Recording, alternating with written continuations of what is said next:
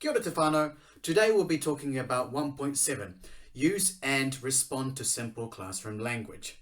The key sentence we want to focus on is kei te pēhea koe. Kei te pēhea koe. It means how are you? Kei te indicates that it is present tense.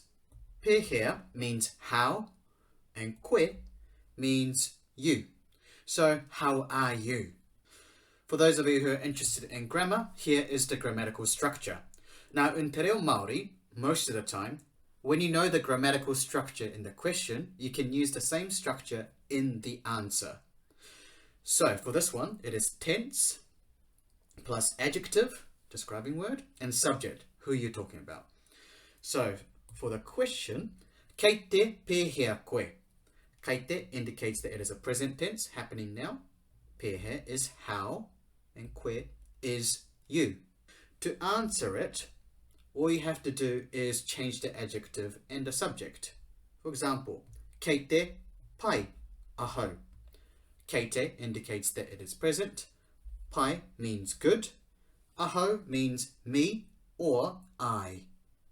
Now, let's do some practice. We're just going to change the adjective when we're answering. So the formula is kei te something aho. The first example, kei te pai aho, I'm good. Kei te ora aho, I am well. Kei te hiakai aho, I am hungry. Kei te takeo aho, I am bored. So as you can see, if you know the structure, it's really easy to substitute words. Here's a list of words you might want to learn for your class. Now, this is quite a bit, so introduce them in small bunches. Sometimes words are compounds, so you can recall the words quicker. I'm going to look at these three. Hia moe. Hia means to want. Moe is sleep. Want, sleep, therefore it's sleepy. Hia kai. Hia again is to want something. Kai is food. You want food, therefore hungry. Same rules apply for hia wai and hia inu. Hia means want, wai is water, or inu means drink. So both of them mean thirsty. So when I ask my students to try to learn these words, I ask them to come up with their own ways, and you'll be surprised what word associations they use to try to remember these words. One of the fascinating ones was this, rangi rua. Some student knew rangi means sky and rua means two. So when he sees two skies, he was confused. So there are many ways to try to remember these words. We've changed the adjective in the previous section. Now we're going to change the subject. So when you're asking the question, kei te pēhea, something, you can substitute with aho, how am I? Kei te pēhea aho, how am I? Kei te pēhea koe, how are you? And lastly, kei te pēhea ia, how is he or she? Now, you may think, oh, when would I ever use this one? How am I? Well, if you want to use it in a diary situation, you can do that.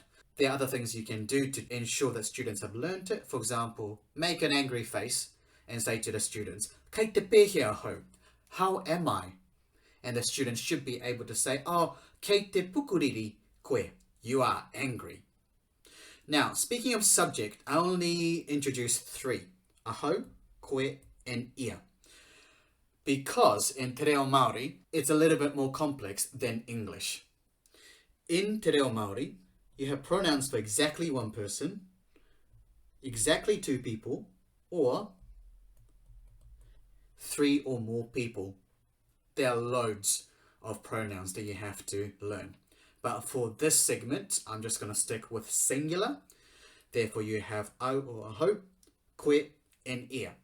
Now, have a look at this triangle and imagine this triangle in front of you. So the corner here, the right angle corner, is aho, I or me. Point in front of you and say you, koe. Koe is you.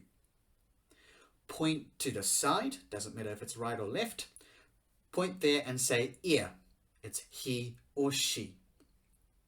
This concept of triangle will appear again and again in Te Reo Māori. Visualize that triangle in front of you. What is on you, what is in front of you, and one is on the side. So you just imagine a right angled triangle. Now, there are two ways to say me or I. Aho or o. They mean exactly the same thing. You can use either of them. There are particular rules that you have to follow later, but whatever you feel comfortable with, use that for now. Alright, now you can substitute both the adjective bit and the subject bits. So, for example, you can say kei te hiakai o. Hiakai is hungry. O means I. So, I am hungry. Kei te mataku koe. Mataku means scared. Koe means you. Therefore, you are scared. Kei te hoha ia. Hoha means fed up. Ia means he or she. Therefore, he or she is fed up. Here's an extension if you want to teach this, when the students can already say those things mentioned before. So instead of having a pronoun as a subject, you can say tō something. Tō means your, okay? And all you have to do is add a noun after that. For example, hoa, which means friend. Mama and papa, mum and dad. Mokai, pet. Mahi, work. And below are some of the phrases you could use in your classroom. Kei te pēhea tō hoa. How is your friend? Kei te pēhea tō māmā. How's your mum? Kei te pēhea tō mahi. How is your work? So when you're asking how perhaps their writing is going, you can say, kei te pēhea tō mahi. How's your work? Now, all these learnings are great, but we need ways to reinforce them and assess them. So, personally, I've used popsicle sticks. I have names on these popsicle sticks, and I put them in a jar. When we do the morning routine, I pick one of them up and say, hey, Josh, kai te pēhea koe? They have to answer back in Te Reo Māori. Now, if you incorporate that as something normal, it will be normalized. But you need to make that time commitment. Quizlet allows them to reinforce what they've learned. So it's not just a memory card, it can also produce games as well. So if you can set it up for your students, they can self-learn it. This is a great resource because when the students say, I have nothing to do, you can just say, oh yeah, learn some kupu, words on Quizlet. Last but not least, Kahoot, in my opinion, is the easiest and most interactive way to reinforce and assess students. I don't know a single student who doesn't like Kahoot. So it's a great way for them to learn. And now you can assess them as well if they use their real name. So in my case, I asked the students to put their names when they're logging into the lobby. And afterwards, I download the spreadsheet, all the students and their answers. So I know who's got what right and what wrong, or what needs to be reworked on. So Kahoot, a great resource. If I have some time, I'll share mine with you. But for now, I'm just making these videos. Anyway, I hope you learned something new today and have the confidence to teach these to your students. Kia kaha te reo Māori and karawhiua. Give it a go.